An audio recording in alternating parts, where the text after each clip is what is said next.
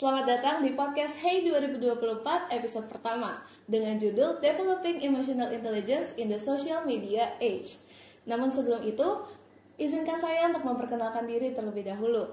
Perkenalkan, saya Fatima Yunikellegita selaku moderator untuk podcast kita hari ini. Nah, sesuai dengan judul yang sudah disebutkan sebelumnya, kita akan membahas tentang kecerdasan emosional, khususnya perannya dalam penggunaan media sosial pada masa sekarang. Nah, mungkin dari teman-teman ada yang udah familiar nih tentang kecerdasan emosional atau emotional intelligence. Atau mungkin ada juga yang belum pernah dengar apa sih yang dimaksud dengan kecerdasan emosional.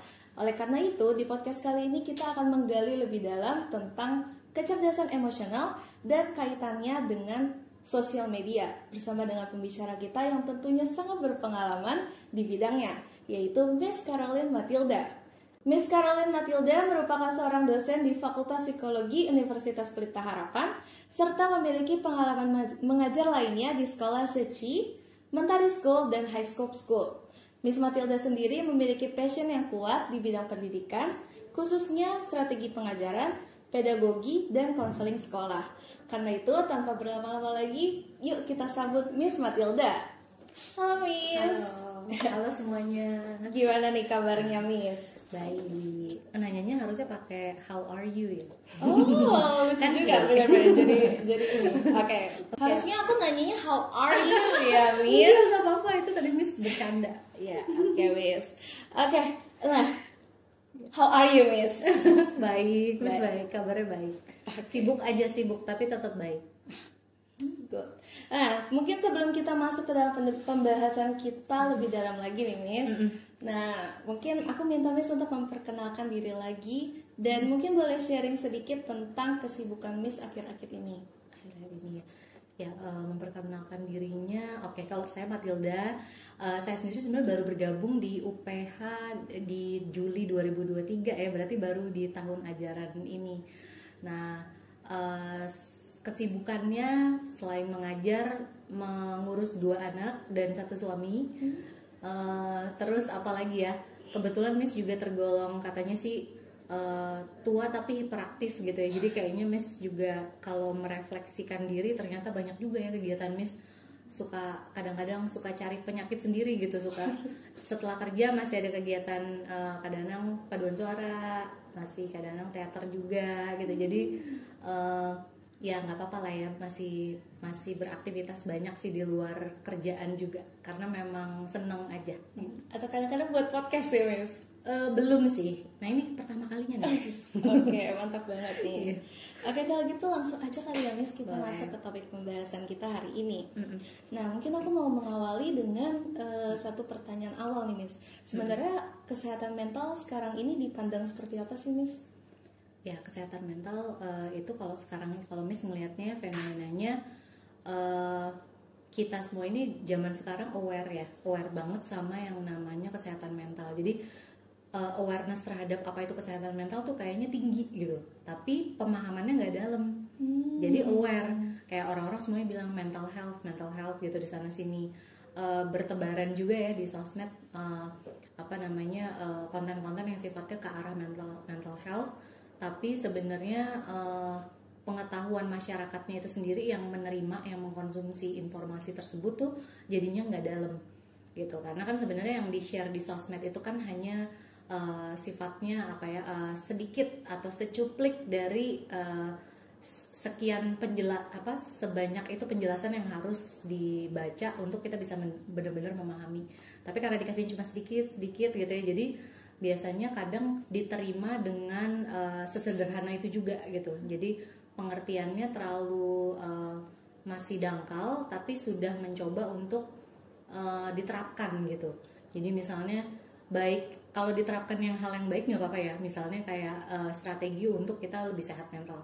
Nah, kalau yang diterapkannya adalah seperti misalnya jenis-jenis tidak sehat mental, atau misalnya penyakit-penyakit yang terkait dengan gangguan mental, itu akhirnya jadi masyarakat cenderung punya kebiasaan baru, yaitu self-diagnose.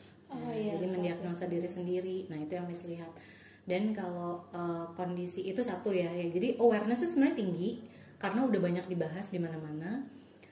mudah juga mengakses info tentang kesehatan mental, tapi pemahamannya dangkal gitu, seperti itu. Terus kalau kondisi kesehatan mentalnya itu sendiri di kayaknya globally ya, jadi secara global itu merata bahwa kesehatan mental kita itu sekarang mengalami penurunan. Udah dari udah lama sih sebenarnya udah mulai turun, dan kalau dari WHO sendiri dia memprediksikan pada tahun 2020-an nih, nggak tahu nih kan sekarang udah 2024, tapi kalau 2020 berapa tuh nanti diprediksikan bahwa kita kesehatan mental itu adalah leading cause dari kematian. Jadi bukan lagi penyakit fisik, tapi sebenarnya kesehatan mental yang jadi masalah, gangguan mental yang jadi masalah besar gitu.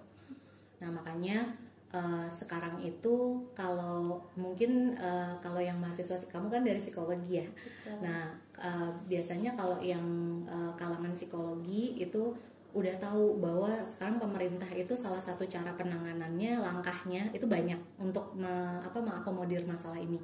Tapi salah satunya yang kelihatan di dunia universitas adalah fakultas psikologi itu sekarang mulai tahun depan 2025 itu mulai memberlakukan lagi yang namanya program profesi psikolog, yang habis lulus S1 hanya perlu melanjutkan 1,5 tahun lalu dia udah bisa jadi psikolog umum. Nah itu sebenarnya supaya semakin banyak psikolog yang dilahirkan gitu, atau dilahirkan oleh universitas. Kalau dulu sebelum ini kan yang sekarang lagi berjalan harus S2 dulu. Nah akhirnya pemerintah salah satu cara untuk dia menangani isu ini adalah dengan memberlakukan lagi program yang psikolog umum itu. Jadi nanti akan lebih cepat, kita S1 nambah 1,5 tahun udah jadi psikolog, udah bisa buka praktek gitu. Tapi psikolog umum, jadi nggak ada spesialisasinya gitu. Cuma jadi kayak dokter ya, kan dokter kan kuliah lalu nanti dia koas ya. Nah itu dia lalu dia buka praktek udah bisa sebagai dokter umum gitu. Nah itu jadi cara kita tahu kondisi kesehatan mental lagi oke atau enggak, ya bisa kita lihat sendiri di keseharian kita sehari-hari. Bahkan dalam skala negara pun itu tiap negara rasanya udah langsung keluarin tuh segala macam strategi, termasuk yang tadi Miss ceritain tentang diberlakukannya lagi program profesi psikolog umum gitu, supaya lebih cepat tuh pada lulusnya psikolog gitu. Jadi dibandingkan harus ngambil S2 dulu gitu ya, jadi lebih lama. Akhirnya kebutuhan psikolognya tinggi, tapi jumlah tenaga kesehatan mental ini cuman sedikit gitu. Perbandingannya itu kalau di Indonesia satu psikolog menangani 200.000 penduduk, sedangkan yang idealnya harusnya 1:30.000, jauh banget kan gitu. Jadi kalau harusnya satu orang cuma menangani maksimal 30.000 populasi, kalau kita 1:200.000 gitu. Jadi memang segitu butuhnya gitu, demandnya tinggi gitu. Jadi memang begitulah kondisinya sekarang. Ya benar. Berarti tapi emang kesehatan mental ini udah awareness-nya udah di mana-mana gitu ya. Udah positifnya aware, itu iya. Cuma tapi negatifnya adalah kadang dangkal aja gitu pengetahuan orang-orang. Ya. Jadi kadang bisa membahayakan juga sebenarnya, tahu tapi cuma permukaan, lalu jadi waktu implementasinya jadi keliru. Yang tadi disebut self diagnosis. Iya. Gitu. Nah, kalau gitu kita masuk ke topik utama kita nih, Miss. Nah, sebenarnya kalau kecerdasan emosional ini apa sih, Miss, dan seberapa penting dalam kehidupan kita? Ya, jadi kalau kecerdasan emosional itu kan suka disingkat EI ya, emotional intelligence, EI, bukan AI. Jadi EI kalau bahasa Inggris, kalau di bahasa Indonesianya itu kecerdasan emosi, nggak ada singkatannya sih. Jadi lebih ke atau ini emotional quotient. Jadi EQ. Karena kan kalau yang intelijensi kecerdasan yang kognitif itu kan IQ. Kalau yang ini adalah EQ. EQ karena emotional quotient. Nah itu kecerdasan emosi itu apa sih sebenarnya? Kalau secara sederhananya itu kemampuan kita buat mengelola emosi, mengelola perasaan gitu, sehingga bentuk reaksi kita itu jadinya pas gitu. Jadi reaksi kita juga atau respon kita itu adalah reaksi dan respon yang sehat gitu, seperti itu. Jadi kemampuan untuk mengelola kapasitas sih jadinya sama seperti IQ. IQ kan kapasitas kecerdasan orang. Kalau EQ itu kapasitas seseorang dalam mengelola emosi. Gitu. Berarti penting banget ya Miss. Iya, kalau seberapa penting, penting banget gitu ya. Jadi kalau dari pengalaman Miss sendiri gitu ya, mungkin kalau kita bicara teori, iya udah pasti penting. Bahkan si yang menggagas, yang banyak menggagas teori-teori di area multiple intelligence, si Daniel Goleman, sama dia juga kan yang banyak membahas tentang emotional intelligence. Nah itu dia bilang bahwa memang emotional intelligence itu udah pasti jauh lebih penting dan jauh lebih bisa memprediksikan kesuksesan seseorang daripada IQ-nya gitu. Nah itu kalau secara teori. Jadi misalnya kalau yang menurut si Goleman bilang dia kecerdasan emosional seseorang itu bisa memprediksikan, bisa 90% memprediksikan kesuksesan seseorang. Tapi kalau IQ itu hanya bisa 10% kita pakai untuk memprediksikan kesuksesan seseorang. Nah kalau dalam kehidupan sehari-harinya mungkin dari pengalaman aja ya, mungkin kamu juga pasti, kalau kita nih berteman sehari-hari juga pasti mengalami. Tapi kalau yang lebih clearnya lagi, kalau di dunia pekerjaan itu kelihatan sekali. Jadi kayak misalnya dulu Miss waktu masih kerja di perusahaan sebelum berkecimpung di dunia pendidikan, itu mengamati sendiri gitu ya, para leader, pokoknya kalau udah masuk di jajaran leadership team kayak CEO-nya gitu ya, terus para directors, board of directors, itu biasanya mereka di hire itu kriterianya adalah kecerdasannya sama bisnis expertise-nya dong, ya kan, dia expert nggak di bidang di area perusahaan itu.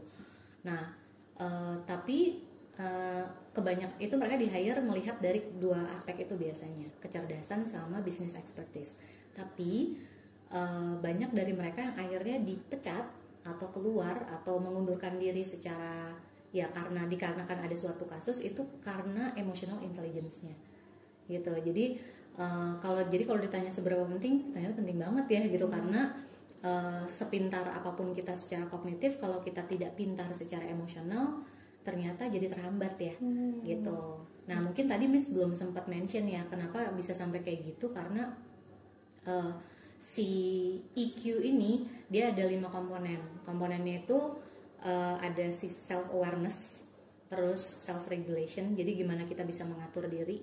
Kalau self awareness itu kan kita aware nggak siapa kita gitu, kita tahu nggak siapa kita, paham nggak diri kita tuh seperti apa gitu. Terus kalau regulasi diri kan pengaturan diri, gimana kita mau melakukan suatu hal, mau achieve suatu hal, sama gimana kita mau berdampak buat orang lain, itu juga kita ngaturnya di regulasi diri.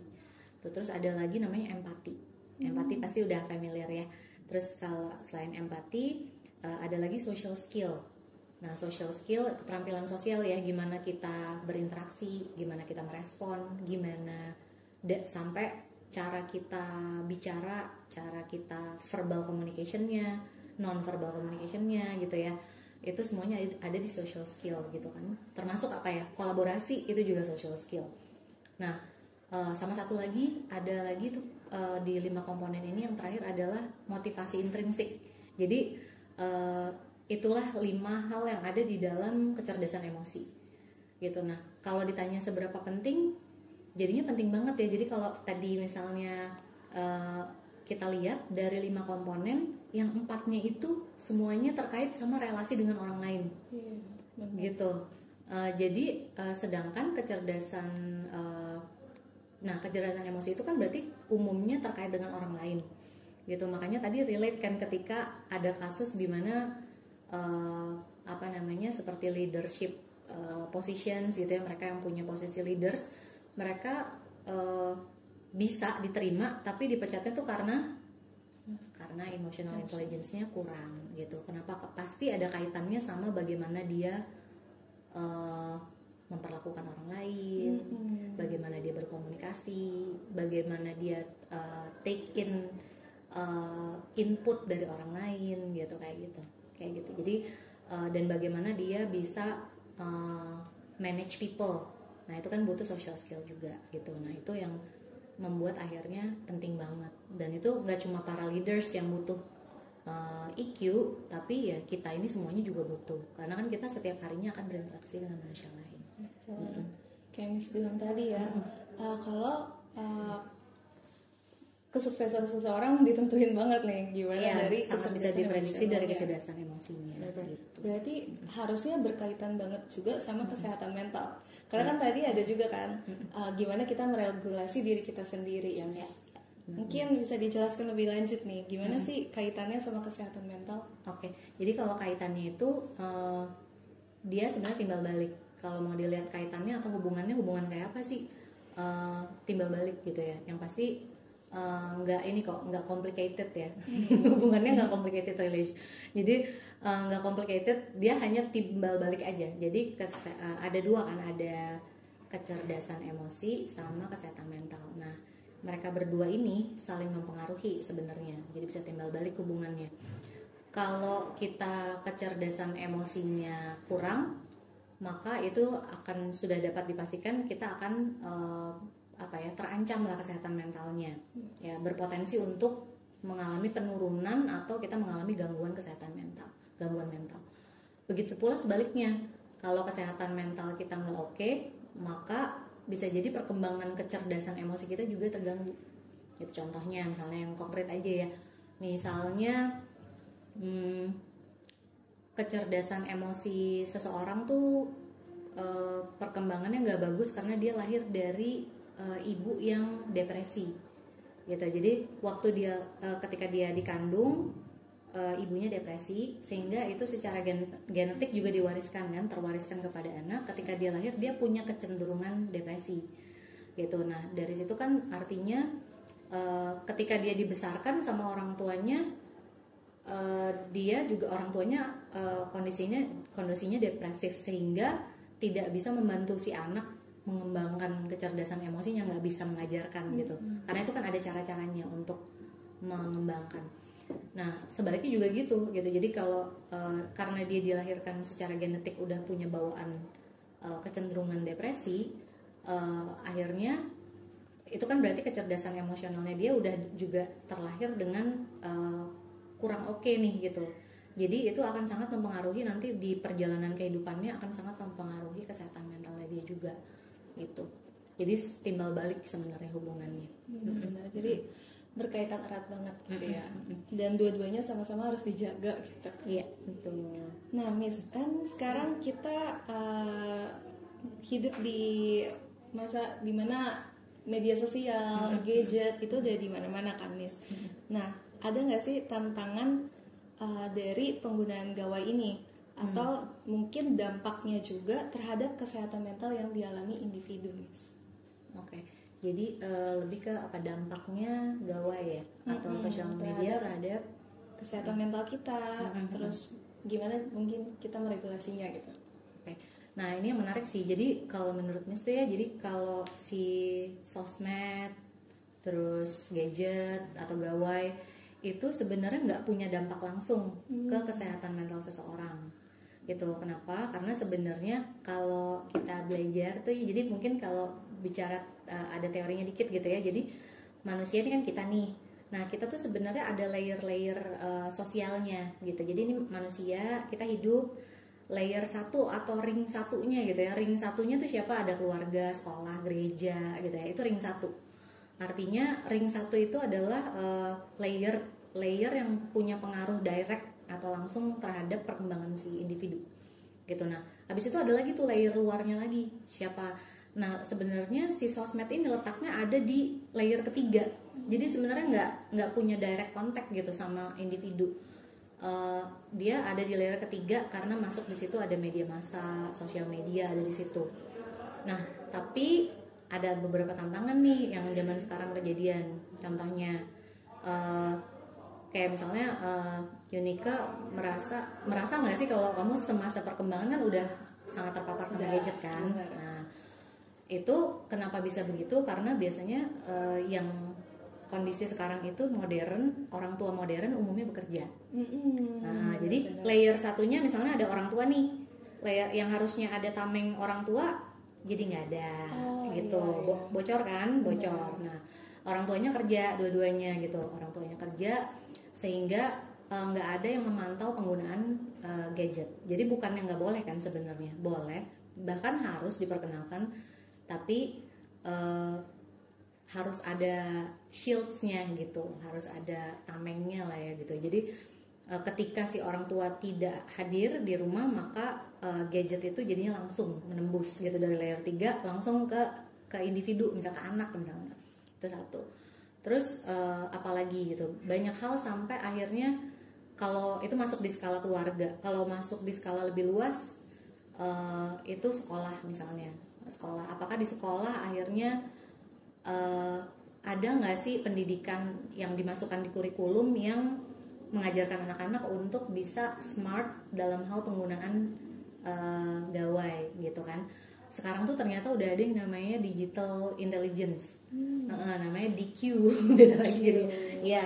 Jadi digital intelligence itu yaitu kapasitas kita untuk dapat mengatur penggunaan, safety-nya, security-nya, terus intensitas kita menggunakannya, itu semuanya masuknya ke DQ-nya gitu. Jadi nah di sekolah tuh diajarin gak sih gitu loh, padahal sebenarnya ada. Kalau kita udah kamu udah pernah dengar digital literacy? Pernah.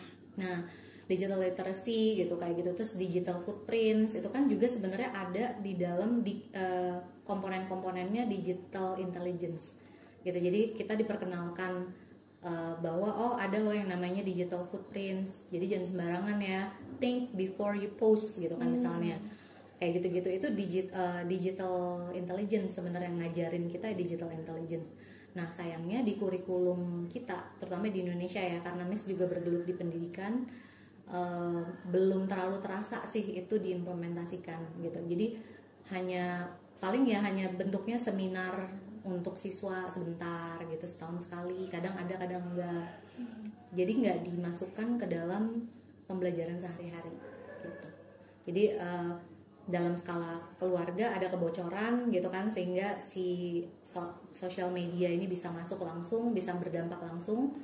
Dari sisi sekolah yang ada di ring 1 juga dari pendidikan mungkin perlu memperkuat juga tuh pendidikan untuk digital knowledge-nya gitu. Kayak gitu digital kayak gitu. Jadi emang jadi kalau ditanya dampak sebenarnya nggak direct, tapi karena ada kebocoran ini maka dia bisa menembus langsung. Iya, gitu. Ya. Jadi penting banget ya. Tapi kalau misalkan udah nembus nih Miss, nah gimana sih mereka bisa mempengaruhi kecerdasan emosional kita? Iya, nah itu nanti kaitannya karena dia, kalau misalnya dia udah bisa nembus si layer 1, terus akhirnya si anak udah terpapar terus nih, atau kita dewasa aja juga bisa kok. Benar. Ya kan, terpapar terus ketagihan kan ujung-ujungnya, jadinya adiksi. Nah kalau kita udah terlanjur adiksi, pada akhirnya itu nanti akan sangat mempengaruhi perkembangan kecerdasan emosi. Kenapa? Terutama pada anak ya, karena kan dia sebenarnya masih bisa dikembangin tuh pada anak, tapi jadi nggak bisa karena begitu kita udah addicted sama gadget, intensitas dia berada atau berinteraksi dengan manusia-manusia lainnya menjadi lebih sedikit dibanding kalau dia nggak addicted gitu. Jadi dia intensitas berada bersama manusia lebih sedikit daripada intensitas berada bersama gawainya gitu. Jadi akhirnya, sedangkan kan tadi kita balik lagi ya ke kecerdasan emosi, itu 4 dari 5 komponennya itu semuanya terkait dengan relasi sama orang lain gitu. Jadi begitu kita kecanduan atau adiksi gadget ya udah gitu. Jadi akhirnya itu menghilangkan aspek sosial dengan skala yang cukup besar gitu. Gitu. Jadi seperti itulah dampaknya kepada kecerdasan emosi. Berarti dampaknya berat banget ya, karena langsung 4 aspek tuh. Iya, 4 aspek dari kecerdasan emosional. Iya. Sedangkan itu penting banget gitu kan untuk masa depan kita. Nah, kalau gitu kecerdasan emosional ini tapi sebenarnya bisa nggak sih ngebantu kita untuk mencegah adiksi atau dampak negatif lainnya dari sosial media? Oh, jadi kecerdasan emosi. Mungkin ketika kita kalau kita udah punya nih kecerdasan emosional, nah itu sebenarnya bisa nggak ngebantu mencegah adiksi gitu? Atau kalau udah tembus tuh pasti bakal kena dampak? Oke. Nggak juga sebenarnya, kalau karena kan kita sekarang mau nggak mau ya itu tadi, keadaan perkembangan dunia modern ini mengharuskan orang tua kebanyakan kerja gitu ya. Orang tua yang di rumah pun juga kerja kerjanya online gitu ya. Work from home, jadi belum tentu dia merhatiin anaknya juga gitu di rumah ya, kayak gitu. Jadi dan tingkat stres tinggi ya zaman sekarang, sehingga orang tua yang secara fisik ada di rumah pun juga belum tentu bener-bener present, yang bener-bener hadir buat anak-anaknya gitu ya. Badannya ada tapi dia nggak hadir gitu ya buat anak-anak. Nah sehingga itulah celah-celah kan akhirnya si sosmed ini bisa langsung punya direct impact ke anak-anaknya. Nah tapi kalaupun udah kayak gitu tetap nggak apa-apa, tetap bisa, karena kabar baiknya adalah si EQ ini dia bukan hanya sekedar kapasitas. Artinya gini, oh kalau kecerdasan emosinya sudah rendah atau kurang berarti udah dong gitu, kayak nggak ada harapan. Enggak, karena si EQ ini selain dia adalah kapasitas tapi dia juga ternyata keterampilan. Jadi iya benar banget, jadi semua yang sifatnya keterampilan bisa dilatih, sehingga tetap masih ada harapan ya. Jadi kalau misalnya kita tuh tetap dilatih, tetap masih bisa kok punya barrier terhadap gadget yang memang harus mau nggak mau harus kita pakai gitu sehari-hari gitu ya, terutama anak-anak. Oke, nah jadi kalau tadi mengenai gimana si EQ atau kecerdasan emosi itu bisa menjadi bisa menjadi barrier untuk adiksi ya. Tadi kan kita habis bahas adiksi juga. Nah terutama yaitu gimana si EQ ini atau EI ini bisa bantu kita supaya kita tuh nggak terkena gangguan mental ya, atau kesehatan mental kita terganggu. Tadi kita balik lagi sih lihat dari 5 komponen yang ada di EQ itu. Yang pertama, kalau misalnya kita latih self awareness kita, maka kita jadi tahu kita itu siapa. Kita paham banget diri kita siapa, sehingga kita nggak mudah terpengaruh oleh konten-konten yang negatif gitu. Dan kita juga jadi tahu kita itu maunya berdampak yang seperti apa buat orang lain gitu kan. Jadi dari situlah kita bisa mengontrol perilaku kita di sosial media gitu ya, perilaku bersosial media kita gitu ya. Nah terus yang kedua, kalau misalnya komponen yang kedua kan ada regulasi diri gitu ya. Regulasi diri itu macam-macam, dari ngelola emosi ya kan, sehingga waktu kita melihat konten yang terlalu negatif, atau kalau kayak yang baru-baru ini kan kita mengalami pemilu gitu ya, wah yang mihak kesini gitu ya, lihat yang video konten yang gimana emosi gitu ya. Nah itu kan darah tinggi gitu. Nah kalau kita punya regulasi diri yang baik, kita nggak mudah seperti itu. Kita akan menjadi wise enough untuk menginterpretasikan atau menyaring mana yang perlu kita pikirkan, mana yang enggak gitu ya. Jadi punya wisdom gitu ketika kita melihat konten-konten social media gitu. Terus dengan regulasi emosi ini kita juga waktu kita menggunakan sosmed, kalau tadi kan kita dalam menerima informasi ya, ketika kita mau post something itu juga jadi lebih terkontrol, terencana gitu ya, nggak impulsif. Dikit-dikit lagi buka botol aqua di videoin, posting di story gitu ya, kayak gitu. Kayak sekarang kan lagi model tuh ya yang semuanya di videoin yang taratat ya itu lucu gitu ya. Nah tapi itu kayak itu sebenarnya kayaknya sarkas ya sebenarnya, artinya bahwa setiap hal kayaknya harus banget ya di videoin gitu kayak gitu. Jadi itu seperti itu. Nah terus ada lagi satu lagi, empati ya. Empati itu kalau kita punya kecerdasan emosi yang baik, maka empati kita juga akan tinggi gitu, sehingga kita juga akan lebih think twice untuk memberikan komentar ya kan kepada orang lain, apalagi kalau komentarnya itu ke arah yang mengkritisi gitu ya, mengomentari yang ke arah yang berpotensi membuat si penerima komentar itu merasa suatu perasaan yang negatif misalnya. Terus kalau kita empatinya tinggi, kita nggak akan melakukan itu gitu ya. Terus komponen yang keempat itu yang terakhir deh, yang terkait dengan sosial itu, yaitu social skill itu sendiri. Jadi dengan kita punya EQ yang dilatih, dikembangkan terus, itu kita jadinya lebih akan mementingkan bertemu langsung, berinteraksi langsung dengan manusia lain dibandingkan dengan fokus sama gadget kita gitu. Jadi seperti kita bisa latih sih sebenarnya gitu. Jadi misalnya caranya kalau untuk kita lebih banyak berinteraksi sama manusia dibandingkan gadget, itu kita bikin jadwal aja. Jadi kapan kita mau off gadget gitu ya. Kapan misalnya setiap hari Sabtu yang paling realistis aja untuk kita, karena kan kita semua butuh gadget. Tapi kita juga sebenarnya bisa mengontrol penggunaannya gitu. Jadi jangan terus terbawa, nggak bisa nih lepas dari handphone karena kerjaan semua di handphone gitu, nggak bisa lepas dari laptop, semua kerjaan di laptop gitu. Jadi kita yang bisa mengontrol, karena kan kita yang mencipta gawai, harusnya kita bisa mengontrol dong bagaimana kita memakainya, jangan gawainya yang mengontrol kita gitu. Jadi bisa tuh dijadwalin setiap Sabtu off gadget gitu. Jadi kita perbanyak relasi sosial yang face to face gitu, seperti itu. Nah itulah yang si EQ bisa bantu kita gitu loh, dalam menjadi barrier untuk menjaga kesehatan mental maupun supaya kita nggak sampai ke taraf adiksi. Jadi tetap bisa memakai gadget, tetap bisa memanfaatkan gadget dengan sesuai kebermanfaatannya, tapi tanpa kita menjadi dikontrol oleh gadget kita, atau apalagi sampai taraf addicted ya. Ya, gitu. Oke, makasih banyak nih Miss sharing-sharingnya tentang kecerdasan emosional dan media sosial gitu Miss.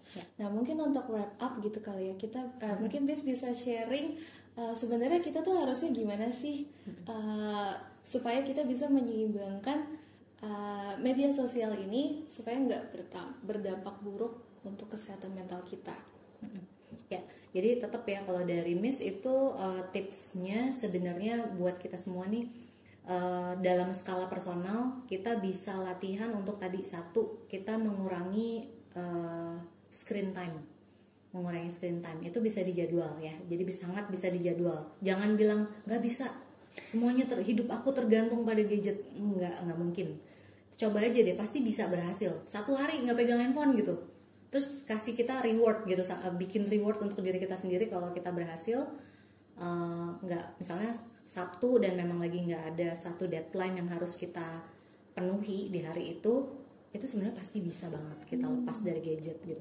Dan ketika kita lepas dari gadget, perbanyaklah interaksi dengan manusia yang sesungguhnya gitu ya. Jadi bukan yang dari sini, bukan tidur aja gitu. Iya, bukan misalnya off gadget tapi tetap di kamar aja sendirian gitu ya misalnya. Ya nggak apa-apa juga kalau lagi sakit gitu, atau mungkin introvert gitu ya, nggak apa-apa. Tapi intinya perbanyaklah interaksi yang sesungguhnya gitu dengan manusia lain, itu satu. Terus karena kita ini semuanya masih akan terus memakai gadget, bahkan akan terciptalah gadget-gadget yang jenis lainnya di masa yang akan datang maupun sekarang juga sedang berlangsung. Jadi nggak bisa dihindari kan pemakaiannya. Nah kitanya aja yang bikin barriernya lebih tebal, dalam artian kita coba perkaya diri kita dengan pengetahuan-pengetahuan yang bisa bantu kita untuk nggak mudah terinfluence sama konten-konten sosmed gitu ya. Ataupun apapun itu, nggak cuma sosmed gitu ya, jadi bisa apapun pokoknya yang terkait dengan hal-hal yang sifatnya gadget gitu. Nah itu jadi perkaya diri dengan berbagai pengetahuan, terutama parents, karena kalau parents ini nanti dialah yang akan menjadi layer atau ring satunya anak-anak. Tanpa parents punya pengetahuan yang mumpuni, maka itu si layer 3 ini bisa nembus gitu ya. Nembusnya langsung. Tapi kalau parentsnya ada di situ gitu, berjaga-jaga gitu ya, itu dia tetap akan nembus, tetap akan nyampe di anak kita. Tapi si orang tuanya ini udah tahu bagaimana menyaringnya, sehingga nembus sih, tapi nembusnya itu nggak seapa adanya gitu ya, masuk. Istilahnya anak kita akan menerima apa yang sosmed tujukan, langsung kena. Nah kalau ada orang tuanya, maka akan ada si pendampingnya ini yang ngasih tahu, oh yang ini baik, yang ini enggak, ini begini karena gini loh dek, ini infonya nggak benar, nggak valid karena nggak terbukti misalnya gitu. Jadi sambil di saat yang bersamaan si orang tua tuh ngedampingin untuk mengajarkan digital intelligence itu, digital literacy gitu, diajarin ke anaknya kemampuan untuk berdigital dengan sehat gitu. Itu satu. Yang terakhir dari Miss lebih ke skala pendidikan ya, institusional jadinya gitu. Jadi kalau perannya pendidikan, institusi pendidikan juga penting. Lebih ke itu sih, jadi lebih mulai memperhatikan dan mengkonsistensikan implementasi pengajaran digital literacy di sekolah gitu. Jadi nggak cuma dibikin jadi seminar setahun sekali, tapi bener-bener gurunya waktu mengajarkan anak itu kan pasti pakai gadget ya. Sekarang kan kita apa-apa udah pakai gadget. Nah, sambil ngajarin anak, sambil kita kasih tahu ini Miss atau Mister pakai ini, dampak baiknya ini, dampak buruknya ini. Kamu ini manfaatnya untuk ini, sehingga kalau kamu pakai untuk yang lain maka konsekuensinya akan begini gitu, kayak gitu. Jadi sambil dipakai, sambil diajarkan gitu fungsi sebenarnya untuk apa. Dan biasanya orang suka menyalahgunakannya dalam bentuk apa gitu. Jadi sambil diajarkan. Nah, itu namanya dimasukkan, harus di-embed ke dalam kurikulum si sekolahnya itu. Itu sih kalau yang sejauh ini ya, karena memang concernnya si layer 1 yang mempengaruhi anak atau individu itu kan memang parents dan sekolah dan terutama gereja. Ya, dan yang terakhir banget gitu ya, para orang tua maupun diri kita sendiri dewasa itu kita memperkuat barrier kita dalam hal spiritual gitu, karena nilai-nilai spiritual itulah yang juga akan menjadi barrier yang sangat kuat gitu untuk kita, supaya yang mau hal-hal negatif yang mau menembus itu tuh kita bisa nyaring gitu. Itu udah otomatis. Kenapa? Karena kita landasannya, pondasinya udah kuat, barriernya udah kuat gitu, seperti itu. Oke, makasih banyak Miss untuk tips-tipsnya yang tentunya harus kita dengar ya teman-teman pendengar semuanya. Nah, balik lagi, kalau lingkungan ini sangat membentuk berarti ya kecerdasan emosional kita Miss. Tapi tentunya pada akhirnya regulasi diri kita nih yang main banyak banget kan ya Miss. Thank you so much Miss Matilda sudah bersedia untuk menyediakan waktu dan sharing-sharingnya serta tipsnya tadi ya. Membagikan pengetahuan kepada kita seputar dampak media sosial dan bagaimana kita dapat meningkatkan kecerdasan emosional kita. Nah, kami juga mengucapkan terima kasih banyak kepada teman-teman pendengar podcast Hey 2024 dengan topik Developing Emotional Intelligence in the Social Media Age. Tanpa terasa, kita sudah berada di penghujung acara kita dan kita akan menutup topik kita hari ini. Jangan khawatir karena kita masih ada podcast-podcast selanjutnya nih. Jadi stay tune terus dan see you di podcast Hey selanjutnya. Bye-bye.